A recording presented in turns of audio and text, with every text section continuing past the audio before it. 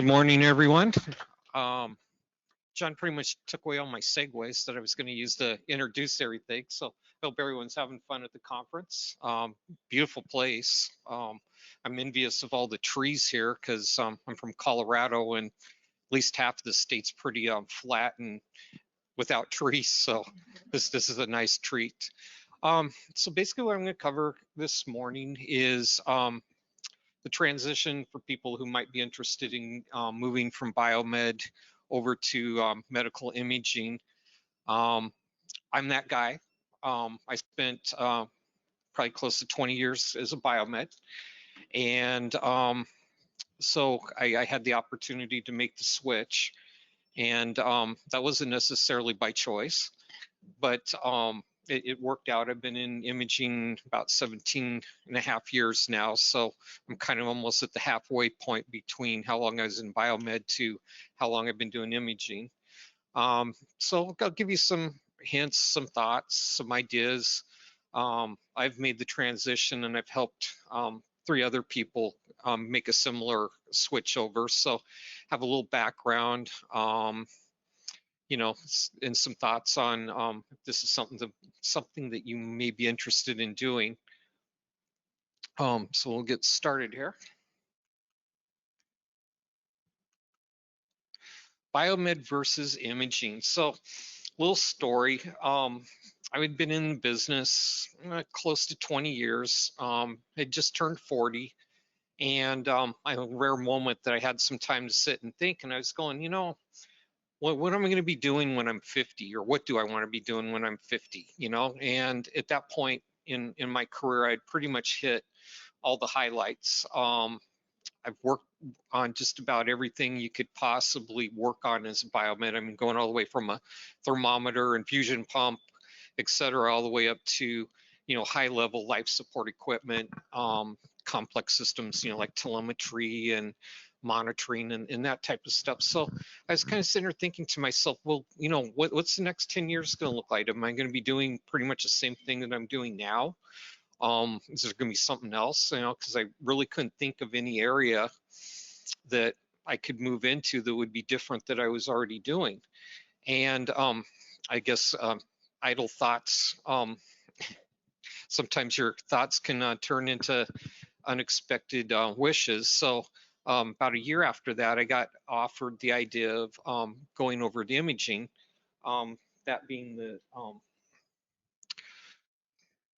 our cath lab person was leaving, and I had already spent about 2-3 years in the cath lab. That was kind of my new specialty, and I had taken care of everything in the cath lab with the exception of the actual imaging.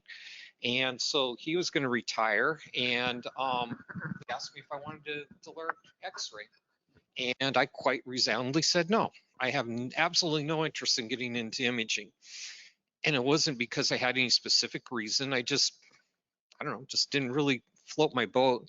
Wasn't really interested in getting management either. I like fixing things. So they were like, okay, well, we'll find someone else. Well, things worked out, they didn't. And so I got sent to cath lab school to work on imaging. So, you know, a little, like I said, voluntold as opposed to voluntarily doing it, but that's okay, it worked out. Fortunately, I had 6 months with the person that I was replacing, so it wasn't a hard transition. At least I had some time to grow into it, so that worked really well.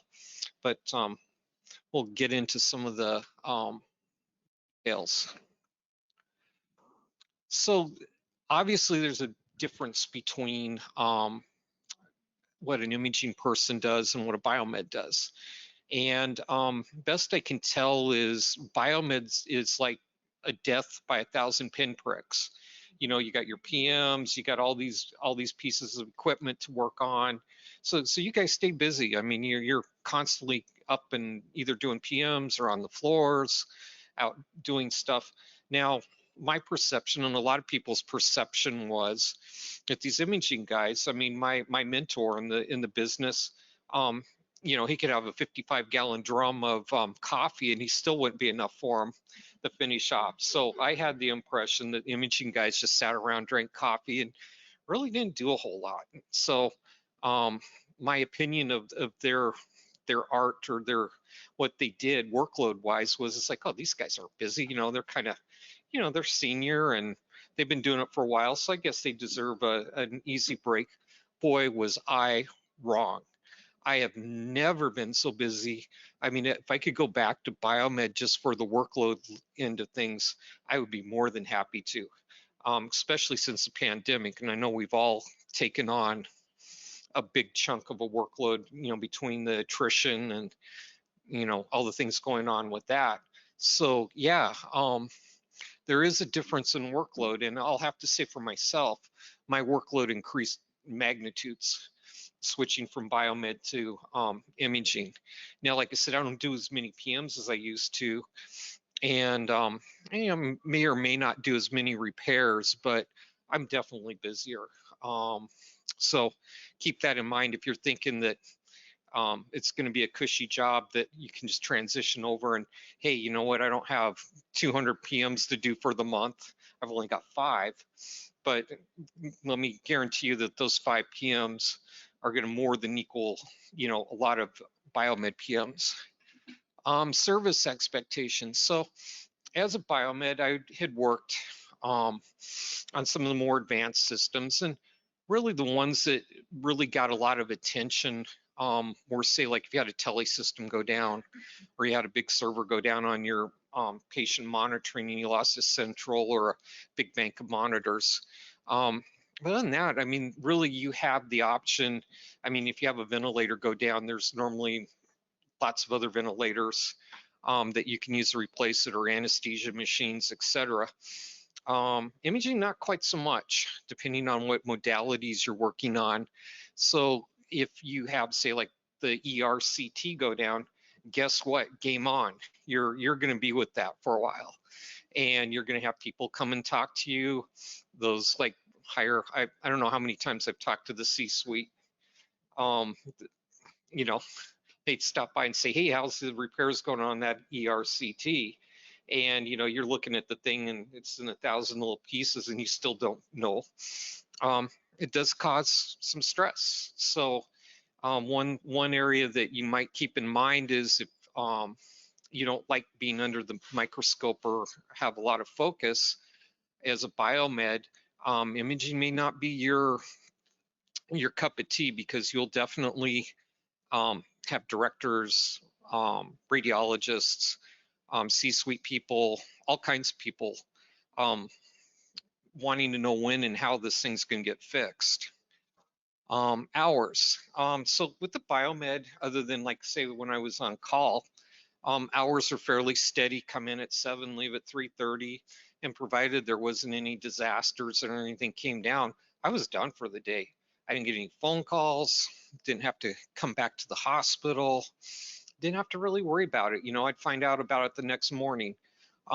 With imaging, you're going to be married to some of this stuff, especially your higher end modalities, like I said, CT, MR, vascular. Um, so you got to kind of, I guess, adapt to the fact that tag you're at and you own the equipment at that point, especially if it's not working. Um, so like I said, if you're a 7 to 3:30 or a 9 to 5 kind of guy and just are like, when I'm done, I'm done. This probably isn't a transition for you.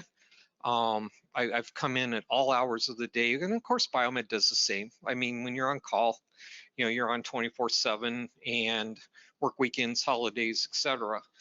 I would say with imaging, you're probably going to see that increase even more. Matter of fact, this past Easter, I had plans with the family. Thought, you know what, I'm going to have a nice quiet Easter weekend. I had to go replace a CT tube in an ER unit, and it took me all weekend to do it. So, I was really disappointed I didn't get to spend the time with the family, but it was kind of important that that CT get running and, working again. So, yeah, it kind of stinks that, you got to dedicate yourself to maybe a higher level of dedication than you would with biomed. But, at the end of the day, that person coming in with a stroke or some other kind of serious medical issue really needs to get that level of care. It happened to be at a hospital where they only had one scanner, so it wasn't one that I could say, well, just send them down to the main department, or they had a backup. So that really kind of put the pressure on everything. And then there's the stress. And again, I've done it. I've been there. I've been a biomed. I know what kind of stress you guys go through, and it's a stressful job, most definitely. I will not discount that for you guys. But on the same token, yeah, working on imaging can actually be quite a bit more stressful. One example being the cath lab, or even any vascular lab for that matter. I mean, you have a patient on the table and they have invasive catheters and devices up there. And if that machine quits working, there's a really high expectation that you're going to get it working so they can finish their case, and these people are having some fairly serious medical issues. So it's really hard to say, well, gee, doc, I'm sorry, you're going to have to either wait or go find another machine, which isn't always the case. So yeah, you will experience a magnitude more stress than you probably would as a biomed. And like I said, I'm not discounting the stress that you guys go through as a biomed. Certainly, I can relate to it and understand it. But if you're not, I don't know, willing to, I don't know, be under the gun again and step up and try your best to, and like I said, you can have some very serious situations that you'll have to be called into. This may not be an area that you can or would like to get into. But there's a shiny side to this. Youth movement. So I read, I don't know, a while ago that at least 50% of us in the business are over the age of 50. So I'm hoping in sometime in the near future that I can hang up my dosimeter and call it good and walk away from the stress and all the other things and turn it over to someone. So anyone that's interested in getting into imaging, now's a good time, because a lot of us are leaving because we want to retire and because of our age. So if you're thinking like, well, these guys have 20 years in already, how am I going to break in the business? No, absolutely not. You guys have a very good shot at getting into imaging at a fairly young age or early stage of your career. So like I said, 50% of the workforce is over 50, and as time goes on, that number is going to increase. So really it's a good time to get in.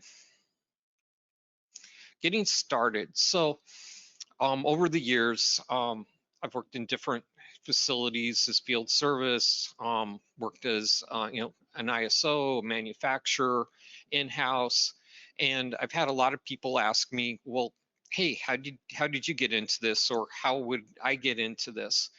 And so there's some different paths and different choices that you can make that would help get you make that transition if that's where you want to go. So my first suggestion that I tell everyone that asks me and says, hey, I want to do what you do, or I want to get into that end of things, you need to let someone know your intentions. Unfortunately, and fortunately, imaging is kind of an expensive realm to be in. And so a lot of people think like, well, gee, I don't have the time or experience or et cetera. Well, you want to make your intentions known to someone, whether it be if you have an imaging team, and tell them, hey, you know what, I'd like to, hook up with you guys and learn your stuff. Or if you have to go to your manager, don't necessarily freak out over the idea of going to your manager and telling them about the idea of you wanting to get into imaging.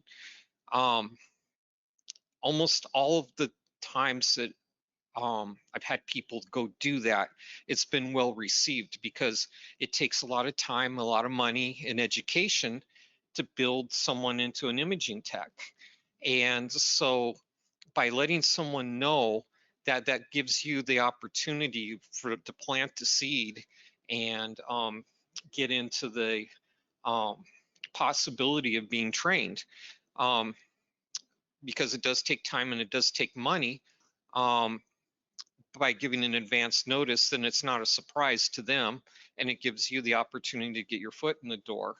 One thing that you might keep in mind with the way finances are and how much money like a service contract costs, managers are always looking for opportunities to save money. And I know for myself, when I first got in, I was able to save the hospital a ton of money by getting training and then being able to just do first call. The expectation was I wasn't going to be changing an x-ray tube on these systems, but at least I could go up there and I would save a service call to a manufacturer that would tie up their time and resources. So they gave us a big discount, and I learned a lot by going up and doing first call.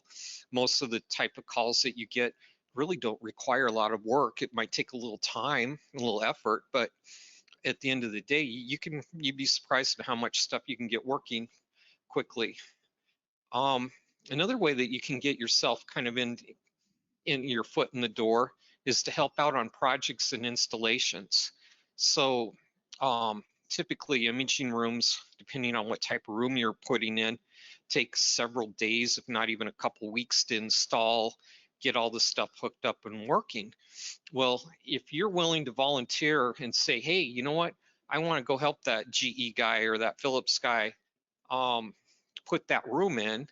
Well, for one, you get a relationship with that person that could come useful later down the road, and you learn a lot about as it's being installed. Then you know where that cable trough is or how that suspension's mounted and stuff. So if comes the day that you have to work on it yourself, you've got the inside track already.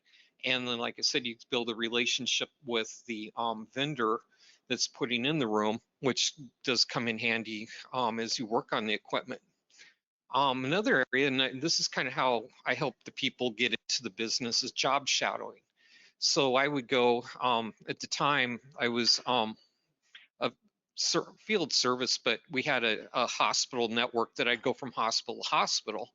And I had a couple guys that were like going like, hey, do you mind if I come along and watch and see what you do? Worked out great because they were able to see what I do and, you know, get yelled at by the radiologist or whoever the person might be upset at the time, and, you know, get a really a firsthand exposure to what it is to do imaging.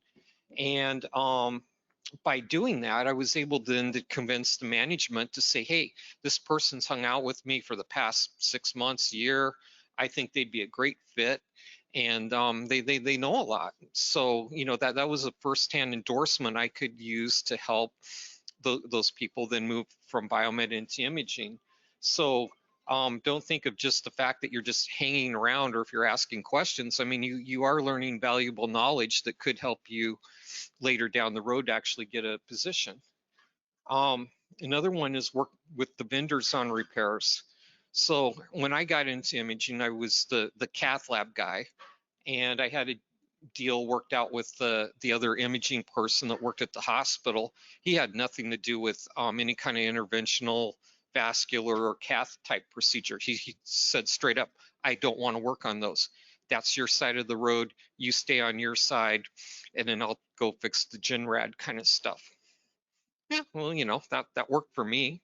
Um, but however, he was someone that took a lot of vacations, and he was kind of the typical imaging guy that I always believed imaging was.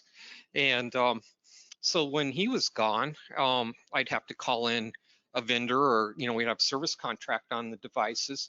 Well, I would go sit and, like with the job shadowing, I would learn from them. They would show me the inside tricks on how to fix the stuff, things that I might want to learn, or come in handy in case they're not available.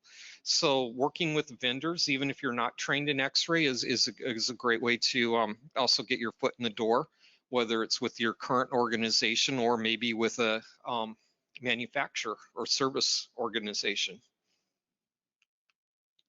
Ultrasound. The third person I helped get their foot in the door, really super nice guy. He was kind of, I don't know, you want to say kind of shy, and he was scared of management, and I was just getting slammed with ultrasound. And I'll be honest, ultrasound's not one of my favorite areas. So I talked to management and I said, well, can we let him maybe like kind of manage the repairs on the probes, you know, when they come in, when they go out, track them, you know, call if there's any problems. And it blossomed into a full-blown career for the guy. He took care of my ultrasound stuff. Well, then the other imaging guys that was on my team was like going, well, hey, if he can do it for him, can he do it for us? And it turned into a full-time position. And so he became our ultrasound guy. So we'll go over some of the things with ultrasound. Oops. So, you know, for me, the ultrasounds are like all over the hospital. Again, not one of my favorite modalities that I like to work on. I do work on them, but not willingly. But what's nice though about ultrasound is they don't produce radiation. So you don't have to, in Colorado, you have to be licensed to work on radiographic, radioactive emitting machines.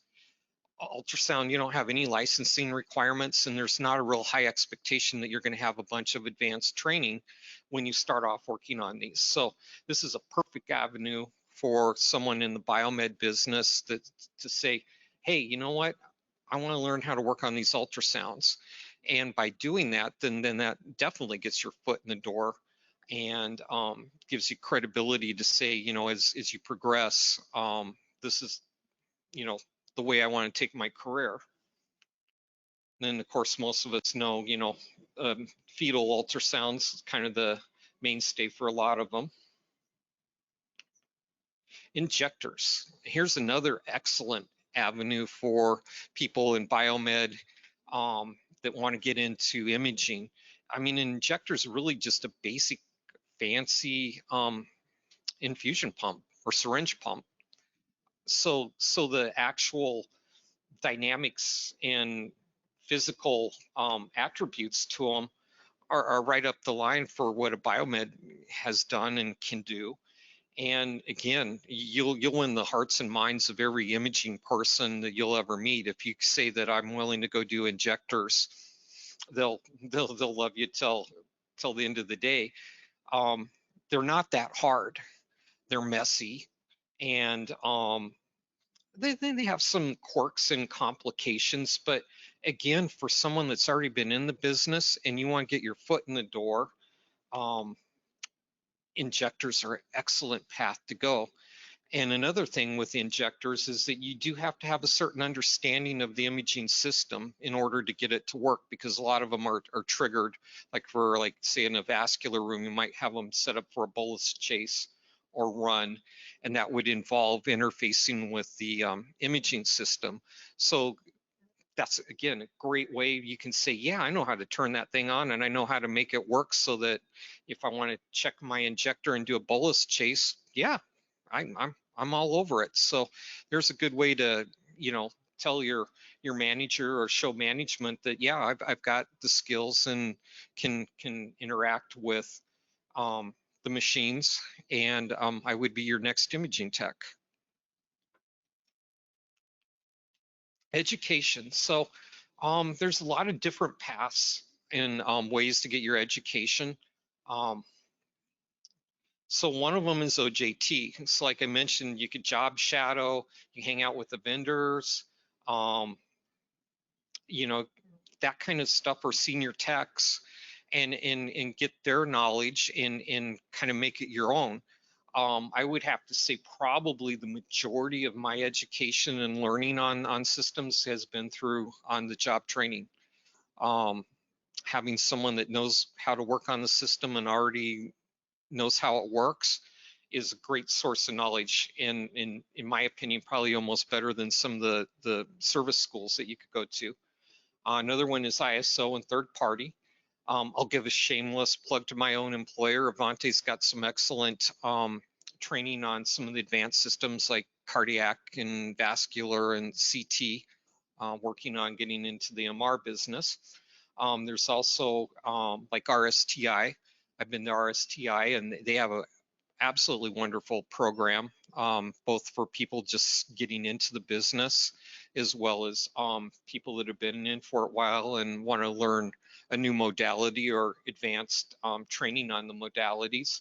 And then there's always the manufacturer, which is where I got my primary learning from, and also the fact that I worked for a manufacturer.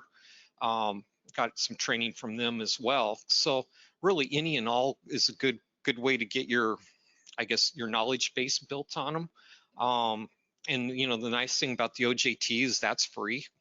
And if you don't take advantage of that, that's kind of almost shame on you, because there's a lot of guys out there with a lot of knowledge that can really up your game and help you make the transition. Internship. That's kind of starting to be a trend. I know with Avante, we've had a fairly rigorous internship, and I talked to the people that, a number of them that have gone through the internship, and they're basically on the same ranking I am in terms of their skill set. I may have more knowledge and a little depth of wisdom, but as far as their training goes, that they're well trained. And at least the internship with Avante, I think it's about like 3 months, and then they have another month of actual field time where they spend time with a senior technician to kind of get that. It's a little different learning it in a classroom versus being out in an actual cath lab, and like I said, having those people visit you as well as being in the environment.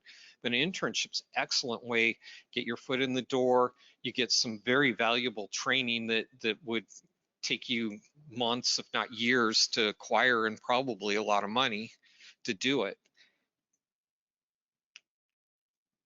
So you also can have like an in-house mentorship. That's kind of like what I did. I worked with my X-ray mentor, and we spent 6 months working on stuff. And I'll say to this day, even I've done it for a long time myself, a lot of the stuff that his name was Craig taught me during my mentorship, I still use, I mean, on a daily basis. So I can definitely vouch for that type of knowledge and learning. You can also go through an ISO or third parties, like I mentioned, Avante, and then RSTI, number of other places that offer either mentorships or training. And then there's the manufacturer. I know when I worked for GE, we had people that were already kind of trained in their biomed side of things, and then if they seem to have the aptitude and desire to get into the imaging side, then they would bring them over from the biomed side and then put them with a senior tech, and then run around with them for several months learning the business, as well as going to actual training programs. So we'll go over some of the imaging modalities. So if this sounds like something that, hey, you know what, I'd like to give this a shot, and this just sounds like a good avenue to go. Some of the things that you can learn is diagnostic radiographic X-ray. Basically, this is just like if you went and got a chest X-ray, or did something to your arm or ankle or something, just your basic straight up X-ray. The next modality that you might get into, which is what I started out doing, was diagnostic fluoroscopic X-ray. So basically, that's anything going from like a C-arm to an RNF room to a cath lab or IR type lab. Linear tomography is kind of a discipline within diagnostic radiographic X-ray. Also is used in mammography. The next one, probably not going to start off doing CT, at least I mean, not to say you can't, but most times they don't put people straight into CT, but that is an avenue if that's something you'd like to get into. Diagnostic ultrasound, again, that is a definite great way to get your foot in the door and to start out. I don't know how many hours a day I would deal with just dealing with swapping probes out, ones that need to be sent out, one that's come back, which machines they go on to. Nice thing about ultrasound, no radiation, so you don't have to worry about, if I do the wrong thing, I might get blasted with some radiation, which we'll cover that component as well. Another non-radiation modality that you could get in would be MR. It has its own little quirks and issues aside from the other ones, but if you're adverse to dealing with radiation or don't want to deal with it, that's another path to go. Nuclear medicine, kind of a specialty area. I've done some work on nuke med systems. What's nice about it is you don't have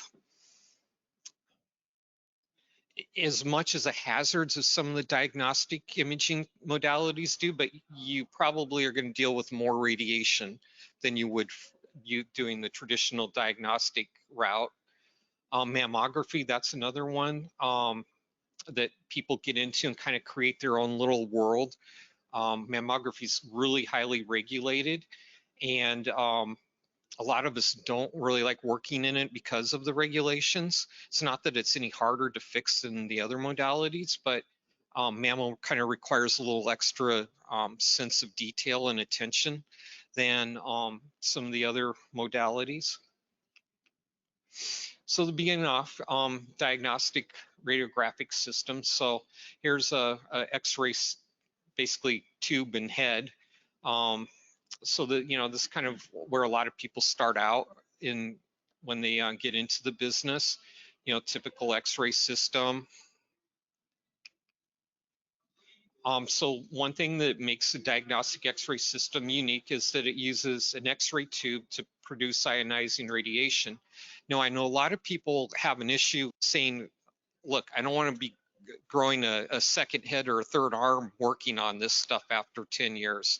So I really don't want to be around this. Well, basically an ionizing radiation system is basically a glorified microwave. The microwave doesn't stay on all the time, so you're not producing microwaves all the time. Same thing with diagnostic X-ray. It only makes X-ray when you press the button and it makes exposure. So it's very, very minimal in terms of exposure to radiation, provided that you're smart about it. So if you follow kind of the basic principles and safety guidelines, you'll do fine. I mean, I probably get less radiation a year working on this type of equipment than, say, like an airline pilot would get working on long distance flights. So, a lot of people are surprised to say, well, gee, you're around it all the time. Why don't you get a big blast of radiation? Well, it's just a matter of being smart and safe, and really doesn't make that much unless, like I said, you want to be sloppy. Yeah, you will get a lot of radiation. Another thing about diagnostic system is you have an image receptor. Just about everything now these days is digital. So that can be anything from a full-blown detector to a little flat pad that, about yay big, size of an imaging cassette, rechargeable. You may run into stuff where people are still using CR or heaven forbid film cassette, that they're still out there. I do occasionally run across film systems. I mean, the technology is archaic and messy, but like veterinarians or chiropractors or even like rural clinics will still use film. And here's a typical system. You walk in, you'll have your your X-ray tube up here. You'll have your table. You'll have your what they commonly call as a bucky. Bucky's basically a film holder with a moving grid. That's being changed with the digital technology, but they still call them Bucky's. Over here, this little box, which comes out to about like right here, that's the whole X-ray system right there. That's the generator, the controls, everything are in that little box. So you don't have to work on these great big giant huge scary systems like you used to back in the day. They're very compact and not as bulky. And I know my back has suffered over the years working on big heavy systems, but that stuff's becoming a thing of the past. So technology is really becoming a benefit in that regard. Um, Again, X-ray tube, you have a generator, which was that box that I was just showing, which in conjunction help produce ionizing radiation. It has a cathode, anode, filaments, in most cases a rotor. Again, that's not something that you're going to sit there and think of every time you go work on one of these systems.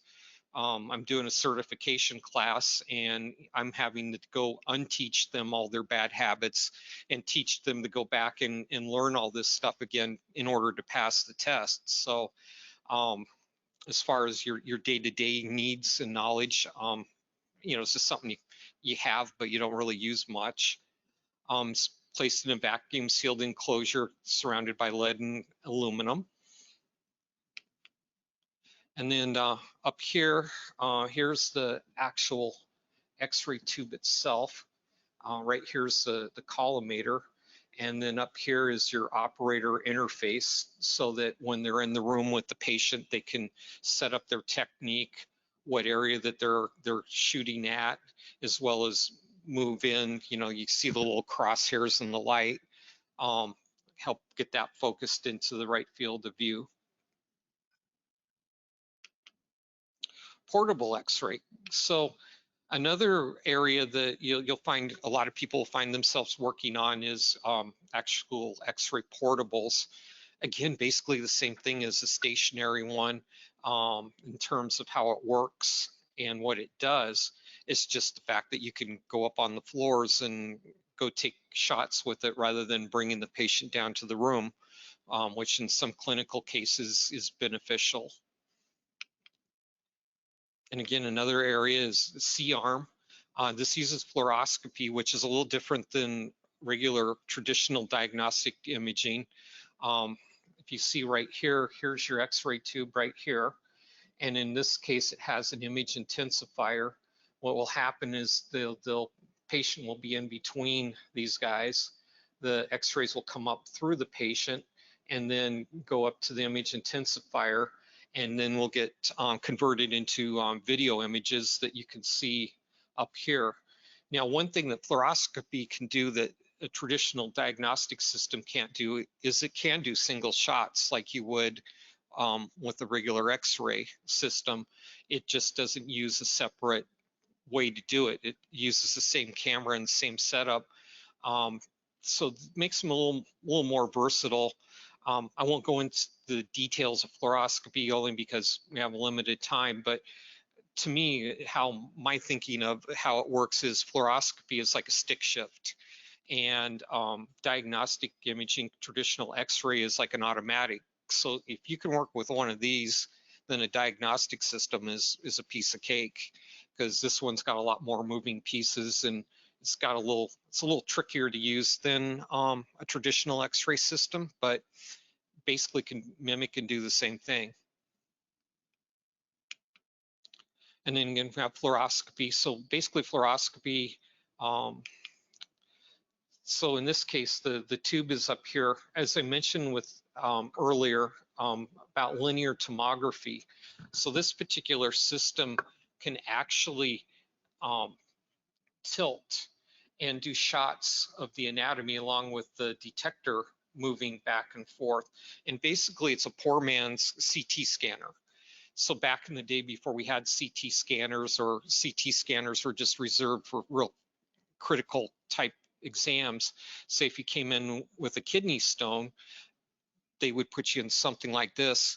What it does is it makes slices like a CT scanner does, but it only does them one at a time. So I think it's a thing in Europe, and it might be making a comeback here, but linear tomography is something that seems to be on the uprise. And again, it doesn't involve anything more than an X-ray machine that's got the ability to move back and forth and make the slices. And then here's a vascular room. So I know it might be a little hard to see on this view, but it's got the traditional C. This would be in a interventional radiology. Down here is your X-ray tube. This is your collimator. Here would be your digital detector. And then back here you can see it's a biplane. So it's got another one that's pointing this way rather than up and down.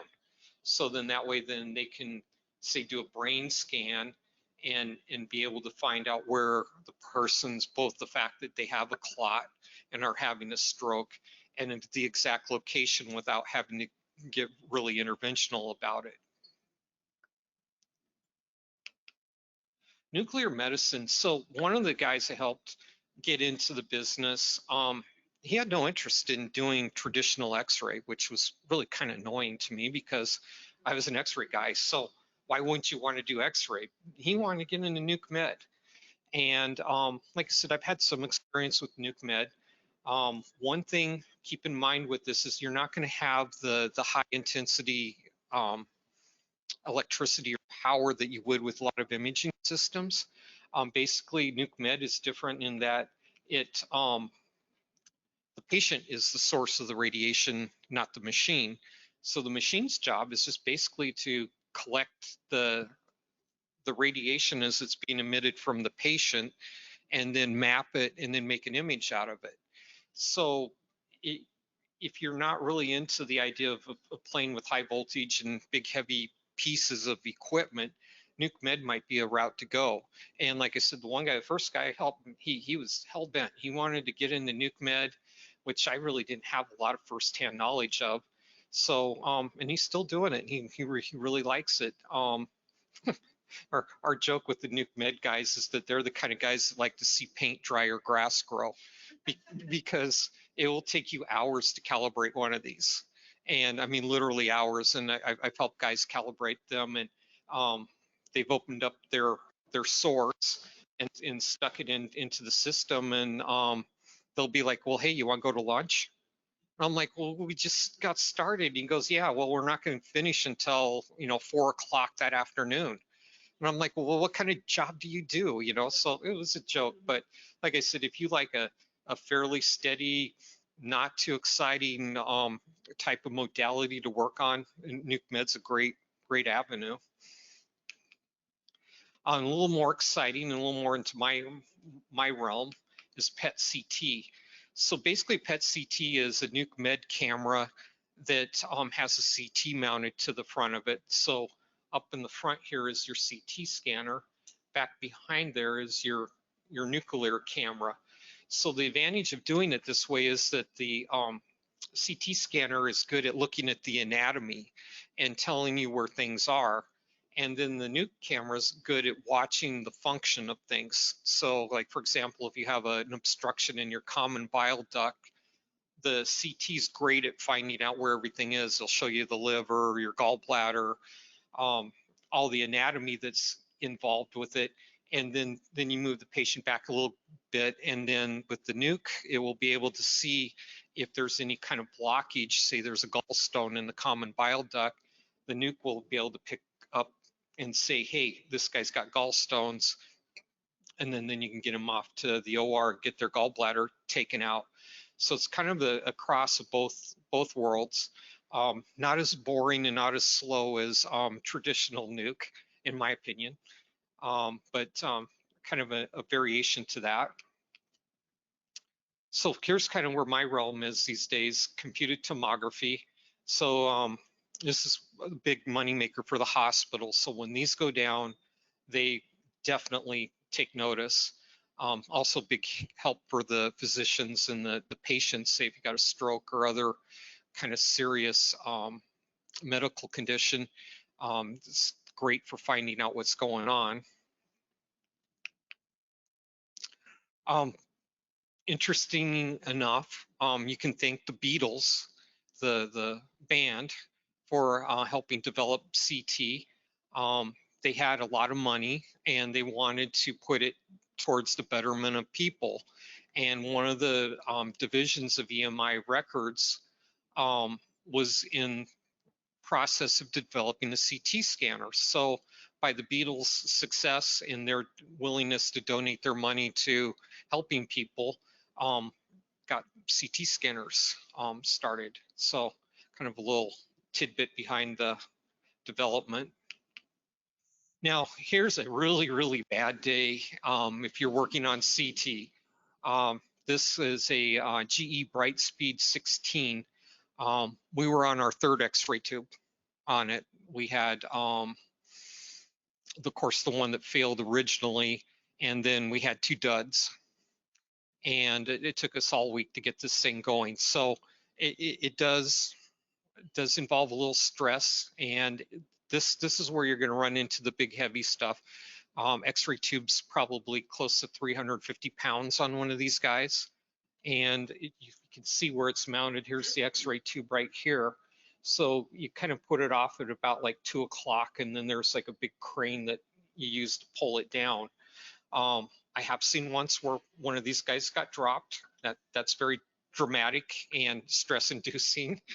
But the nice part is they're very reliable, provided that you do your maintenance just like a Biomed. As long as you do your PMs and keep up on the critical parts and make sure that they're clean and calibrated, you probably won't have a lot of problems with them. And not to say that you can't have a bad day regardless, but yeah. So here's kind of a behind the covers look of a CT scanner. One thing to keep in mind though, this is where you will get lit up with radiation if you're not careful. When one of these guys is going, you do not want to be in the room with it. You will. I've made the mistake of leaving my dosimeter in my backpack and leaving my backpack in the room, and then I will get a notice from the radiation safety officer going, "What in the world were you doing? Your numbers are off the charts." So this is one area that you definitely want to do good radiation safety techniques. Yeah, don't drop the tube. And that's more of a, yeah, keep your fingers and toes dynamic. But yeah, no, it left it. Matter of fact, that room still has a dent in the floor where that tube came down. So yeah, there are hazards to, so like I said, nuke, if you like things that don't hurt you, nuke's a good way to go. And then here's an axial scan of a patient. MR. So again, people that aren't really crazy about getting into the radiation side of the business, MR is a great way to get your foot in the door. One thing that working on MR that I have noticed is the hours are bad. So normally they won't let you have these guys till after 7, 8 at night. And I can guarantee you that you're not going to get out most of the time in under 4 hours working on one of these. I mean, a PM will definitely take you all day. So if you're one of these people that like to work after hours or not have people bother you, or, you know, kind of want to have a weird schedule, MR is a great way to go. There are some hazards to MR that aren't necessarily relevant with the other modalities. First thing, though, is you have a big magnet in there. So you've got to be cognitive all the time, every time you go into that room, that you don't have any kind of ferrous items on you. You'll find out really fast if you do, which is both a safety hazard to you and anyone else that might be in there.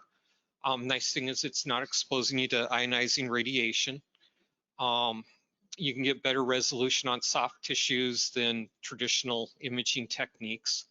And MR works better with hydrogen atoms, meaning like tissues with a lot of water in them, like a brain, is a good candidate for MR scans. And here's a MR scan of the brain. One thing that if you're into the science, MR is a great way to go, because there's a lot of science and there's a lot of I don't want to hold you guys back from lunch. So if you're into the science of how this all works with the magnetism and the body and all that, MR is a great thing. So if you're one of these kind of science and technology geeks, just love to know all the details and all the nuances, MR would be a great thing. Another avenue for, as a biomed, you might go for is managing MR coils. They're kind of like the ultrasound probes. They don't go out near as much, but managing your coils is a big thing. And if you want to help out your imaging guys or find an avenue to get into this type of business, taking care of your coils is another way that you could get your foot in the door. So when you walk into an MR, if you're in the area and you hear the MR and you hear that sound, it almost sounds like a buzz saw going off, or someone's using a hammer, or all kinds of other weird noises. This is the source of where all that noise is coming from. So these are your gradients, and the gradients are used to massage the big magnetic field. So if you're doing a brain exam, you can push the magnetism up closer to the head so that you get a clearer, more powerful shot of the brain rather than just kind of a generic shot. So those little fingerprint things are the source of all that noise that you hear if you are in the MR. Now, where I was saying that you could get into the business and help your imaging guys is to manage your coils. And these are these like little guys. So this is a volume coil. Patient puts their arm in there, and then they could do a more detailed exam of that part of the anatomy. This is a surface coil. This would be a dorsal coil that goes over the top. Basically, it just helps direct the magnetism to the specific area that you want to scan. Not as susceptible as an ultrasound probe, but they do break often enough. And if you can get your foot in the door managing those, that would go a long way. Mammography, like I mentioned, isn't any harder to work on than a traditional X-ray system. It's just got a lot more regulations and it's a lot more detailed oriented. So if you're one of these people that like to just really dial the stuff in and make sure that everything is just 110% accurate and working well, mammography might be your business. Again, it's made of a generator, just like a traditional X-ray system. You have a console, and then you have the C-arm / stand, and that's it. They're really simple systems, and they don't produce a lot of radiation. So again, if you're not wanting, if you're worried about radiation exposure or stuff that's not really overly complicated, this would be a great avenue. Radiation therapy. I do have some radiation therapy experience. If you're adverse to high voltage, not your friend. This makes regular X-ray look really tame. So, but it's also cool in that if you get into radiation therapy, you'll probably never have to look for a job again. There's so few people in the business, and if you get the training for it, you're set. The one thing that I had an issue with was the high voltage. High voltage scared me, and it does produce a lot of radiation. That wasn't as much, but yeah, I just don't like the voltages that this gets into. Here's a linear accelerator, but like I said, if you can work around it and you get the training, I guarantee you will not have to look for a job. Pros and cons. So, I guess the question would be, why do I want to get into this? And that'd be something you have to ask yourself. Typically, imaging gets you into a better pay scale. First getting into it, it's probably not going to notice a big difference. It would be like, say, going from a Biomed 2 to a Biomed 3. I mean, so you're going to get a nice bump up, but it's not going to be like you're going to be able to, get a 4,000 square foot McMansion and, be driving a Lamborghini. Don't expect you're going to get those kind of, advancements, but it gets you into a position that will help advance yourself in the future. Career advancement, a lot of people get into it because they're tired of working on just regular biomed stuff, and there's absolutely nothing wrong with it. If I had my choice, if I could make the money that I'm making working on imaging stuff and fix anesthesia, I would go back to anesthesia in a heartbeat.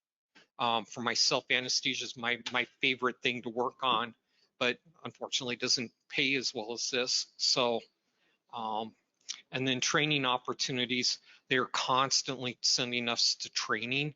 If that's something you like, to learn new things or, bump your knowledge base up, imaging's a great way to go, because the more training and more capability you have, the more money you save the organization.